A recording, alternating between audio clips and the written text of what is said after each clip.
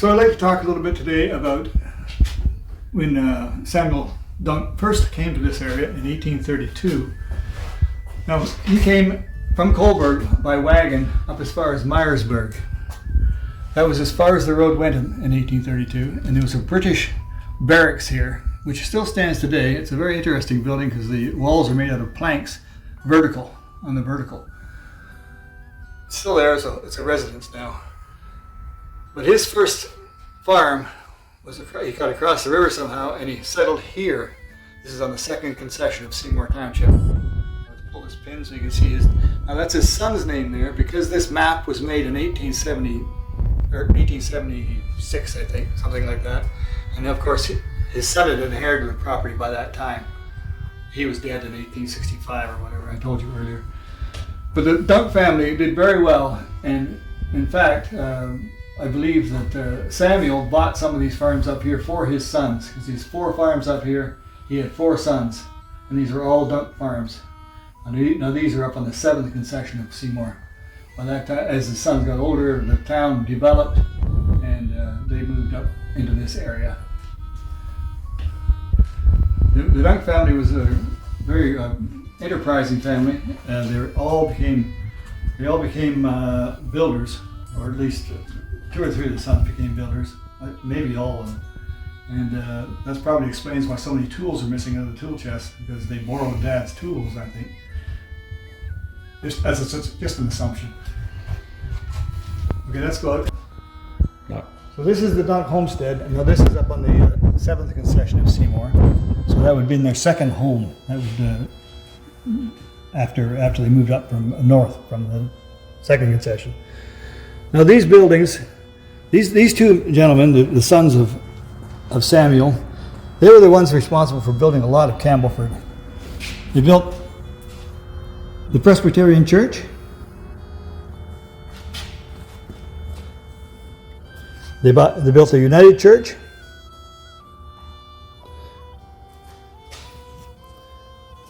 And they built many fine homes, many of them on Doxey Avenue on Booth Street in Campbellford. This is one of them, still standing, this house, a beautiful house on the corner of Doxey and Market Street. But they built school, they built banks, they're one of the prime builders in the town of Campbellford through this 1840, probably right through to 1900, 1910. Because Samuel's grandsons also were builders. Okay?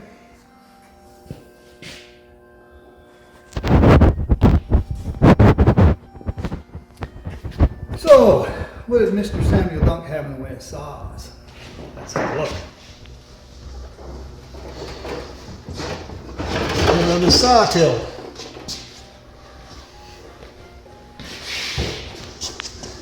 Samuel was very fussy about the look of this toolbox because he made all these what looked like drawers in this till, but they're not regularly drawers at all. He went to a lot of work to make it look like drawers. But actually, this is a sawtill. We got some dandy saws in here. This is a ripping saw for cutting a board lengthwise. That's why it has such large teeth on it. It's called a ripping saw. Whether it has any.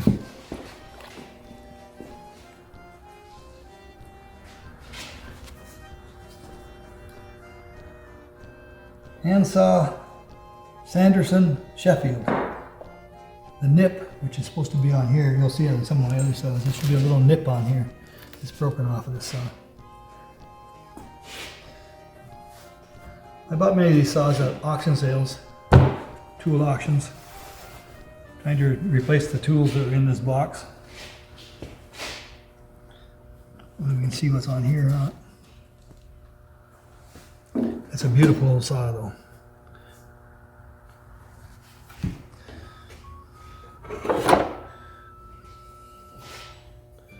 We have a smaller saw, bench time saw. This would be a crosscut saw. Sawing a board across the grain.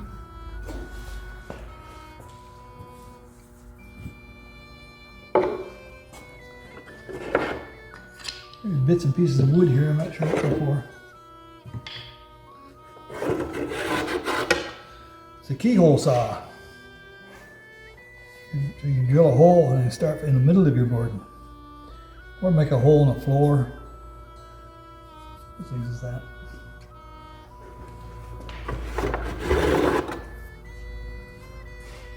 It's a finer tooth saw. And it has the nib on the end of it. This is the nib I'm talking about. It's the sign of an old saw made in England. It says on here Sheffield.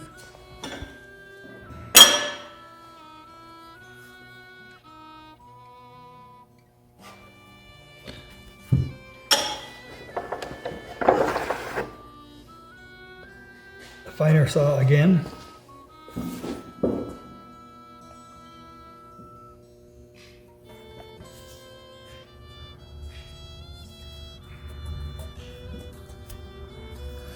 We can pick up what this one says here.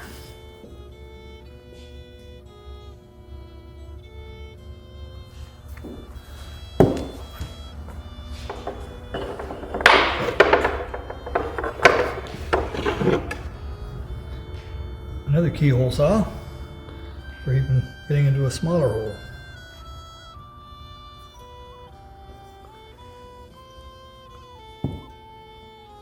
Beautiful handle shapes.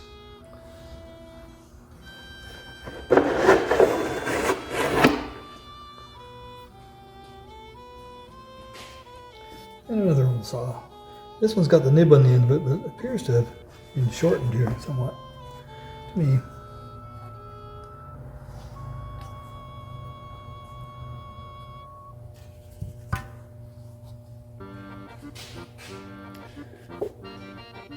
And that is it for saws.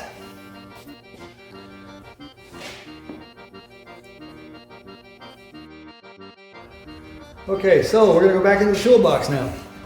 And we're still only about 2/3 of the way down. So first I'm going to pull out these squares. We have a full selection of squares tucked in here. He's made up these little slots. They all fit in behind the last the saw till that we took out. And all these beautiful English-made squares. These are quite early.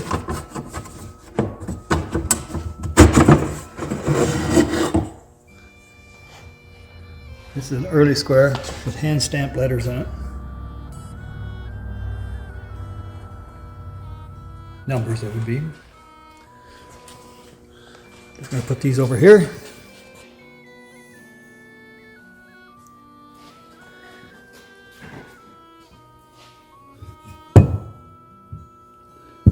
There's a full set of these squares in this kit.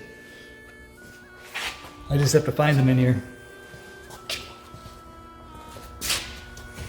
Okay, so this next till, we have bits. And the one below it is also bits. So we have a smaller handle for the smaller bits. These go on here, take this nut off, and they slide on there. Drill your holes. These are called augers. We'll put this over here.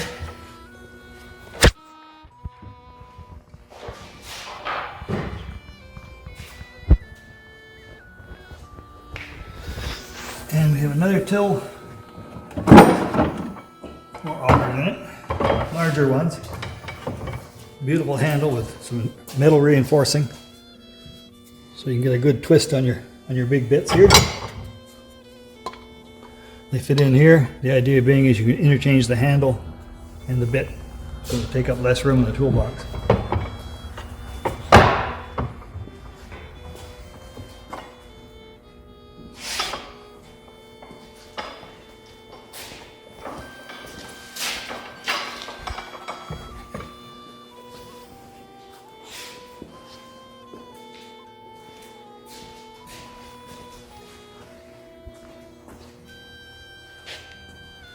So here we have the brace for drilling smaller holes.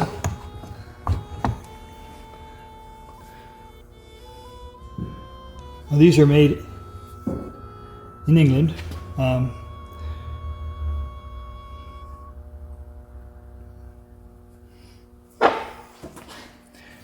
And these are all center point bits. So some of them are quite tiny. I have almost a full set here, missing a couple. I have almost a full set of them. And these go up to about, I think,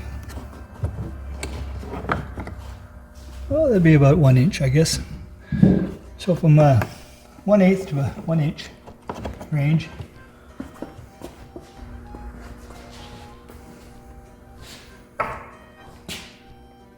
Beautiful,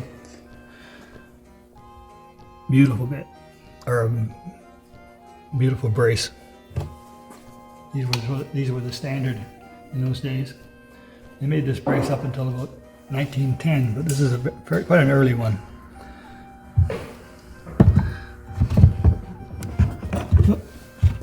And it fits in there nice, just perfectly. Nice and safe. There's different bits in there for different purposes. This is a countersink bit.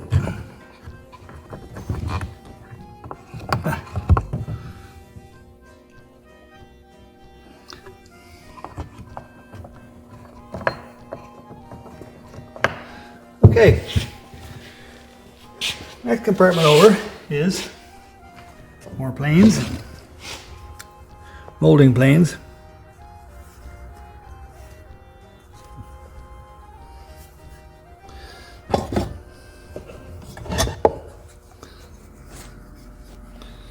This is a plane for, I can't remember what they call it, but it's for veneering. And a tooth and lid stands straight up and down. It's for more like scraping the surface in preparation for veneering. Where are we going to put this? Left and right. Molding planes.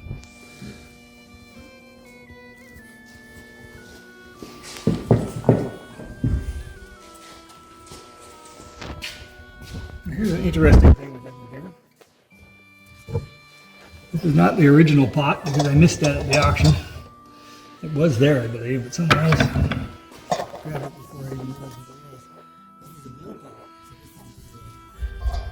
Made from horse hooves. They would make their glue. It's called animal glue, so it's made of carcasses of animals, horse hooves and such. But you put the glue in here, and you put water in here. Put this over your fire. And heat up your glue.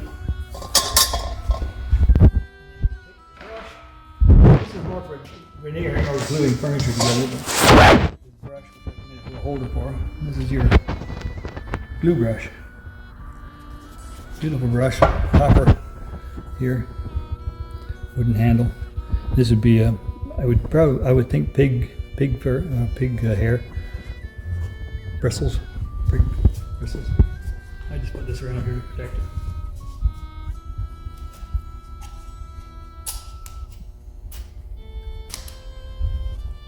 So there we have a glue pot.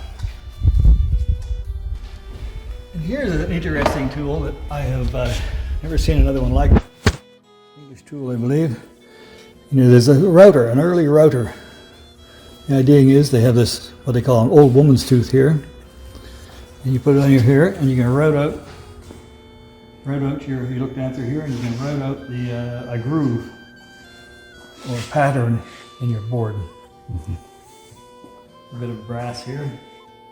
This is adjustable. Adjust your knife up and down, your old woman's tooth, up and down. It's like a little hand plane, but for a very specific purpose.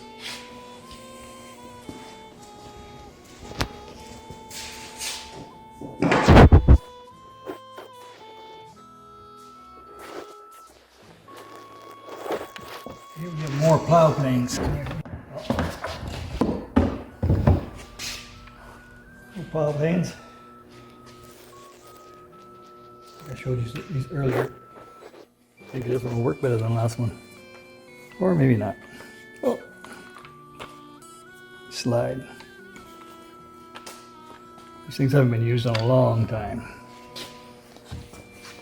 We have two of these for different patterns. This one's in beautiful shape, this one.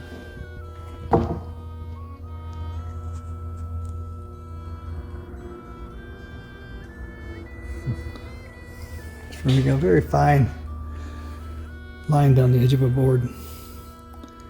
Very fine groove. And this is adjustable.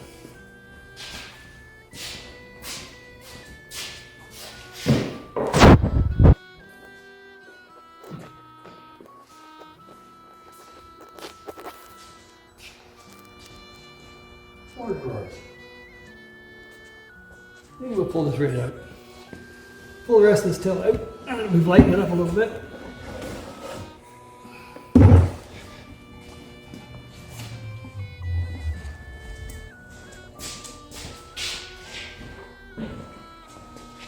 Once more, he's maintained his drawer look, even though there's no drawers on this side or this side. They look like drawers. Only drawers are in the center, underneath the brace. What do we have here? Well, we have an old string line. Straight as a string, they say. Well, if you're going to build a building, you need things straight. So the string is a good way to help you make things straight. And I can see we're going to run out of room here again. This is a slitter. There's a very sharp knife right here. Nicely made. I think it's probably a leather worker's tool, although you could probably use it for veneer as well. This is adjustable. Well, it used to be adjustable. Slides up and down. And there's a graduation on here for how wide a strip you want to cut. Just pull that down beside you. This runs on the side of on the edge of your material. Flow toward you. It's called a slitter.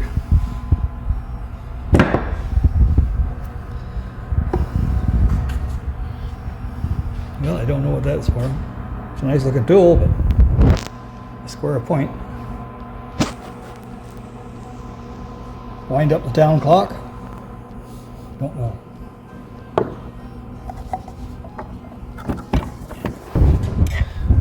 Now I believe this little saw right here, so unfortunately the blade is broken. I think this was his saw. This may have been the actual saw that did the dovetails on the corners. Beautiful little saw. Unfortunately, we need a new blade made for it.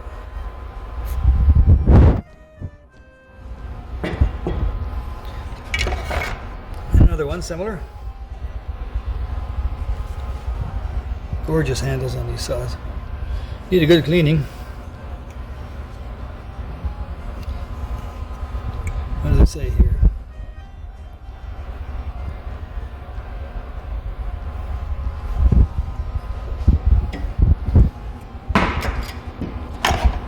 Another very small keyhole saw. Tip is broken off, I think.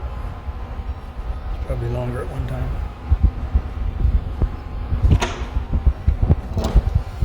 More clamps. Put these over in our clamp department. This is a leather strap to sharpen up your blades. A barber would use